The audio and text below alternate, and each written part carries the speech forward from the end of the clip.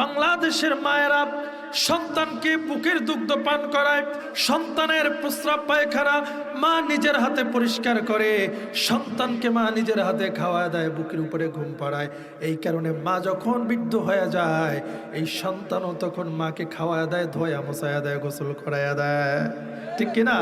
কিন্তু পশ্চিমা বিশ্বে ইহুদি খ্রিস্টানদের রাষ্ট্রে দেখবেন সন্তান হওয়ার পরে ওরাই বাচ্চা লালন পালন করার জন্য কাজের মহিলা রাখে, কথা কয় না, আর নিজের কোলের মধ্যে একটা কুকুর নিয়ে ঘোরে, কুত্তা নিয়ে ঘোরে।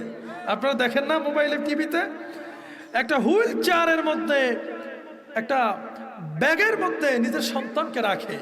সন্তান লালন পালনের জন্য আলাদা কাজের মহিলা রাখে, আর কোলের মধ্যে একটা কুত্তা নিয়ে ঘোরে। এই জন্য দেখবেন ওই দেশের সন্তানদের মাদের প্রতি কোনো ভালোবাসা